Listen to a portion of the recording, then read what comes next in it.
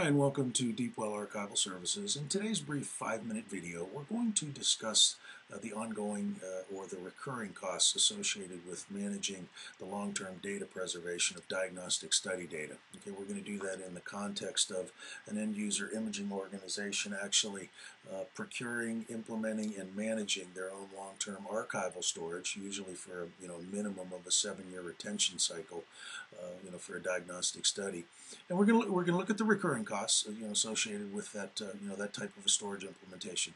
And of course we're going to look at the alternative, a cloud-based vendor-neutral archive, which has a one-time ingestion fee as the billing mechanism. So we're going to look at a one-time fee versus the ongoing and recurring costs of managing storage. So let's get right into it. Let's talk about some of the assumptions we made. We just looked at very large studies. We looked at 2 gigabyte mammo studies.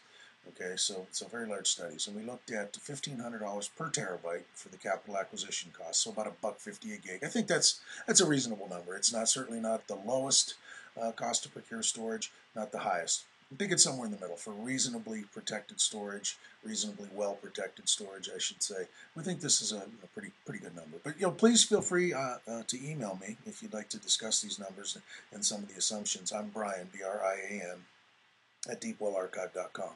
And we'd love to get some feedback from the field. But we think we made some fairly conservative assumptions. What we want to point out is there are definite recurring costs associated with implementing and managing long-term archival storage. You've got the capital acquisition costs, unescapable. The hardware and software maintenance costs. You've got system administration, the human resource component. Usually this is usually the biggest cost over the long term. Technology refresh and data migration costs, again over 7-year retention cycles. Capacity expansions. Whether your business grows or not, you're adding diagnostic study data into your storage architecture every month, every year, for that 7-year cycle. And the data protection costs. Usually you're going to have a backup scheme in place to back up your relational databases on the PACS and the archive as well. So data center costs, whether you're hosting or owning your own data centers, there are costs there, clear costs there. And the power cooling, of course the power and cooling consumption costs and the bandwidth costs for replication and so forth. So again, for the HIPAA, that's another assumption we made for the HIPAA security rule. It clearly calls out disaster recovery and business continuity requirements. So we looked at this case at a 6 terabyte usable capacity.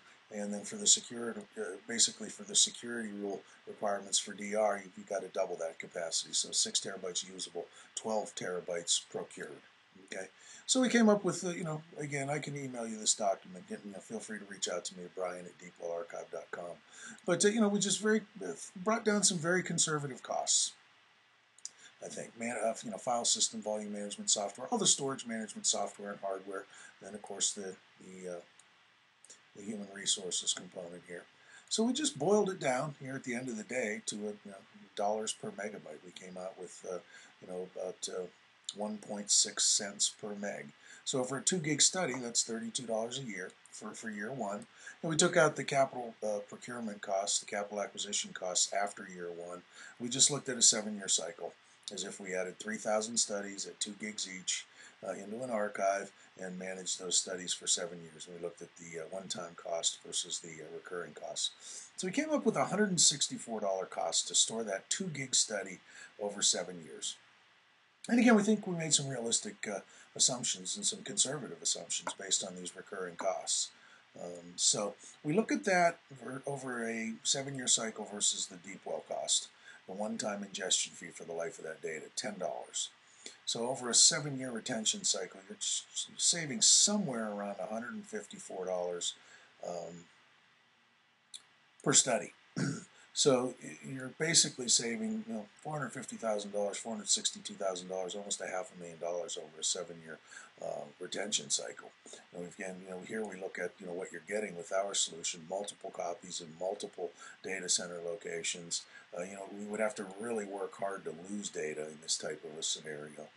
So again, we look at it is hard to beat a zero cost for months 2 through 72 with the one-time ingestion fee versus all the recurring costs associated with managing that data, which we discuss in detail here at the beginning of the document. So we hope you enjoyed the video today, and please contact us with any questions, and we hope to see you next time on the next informative video.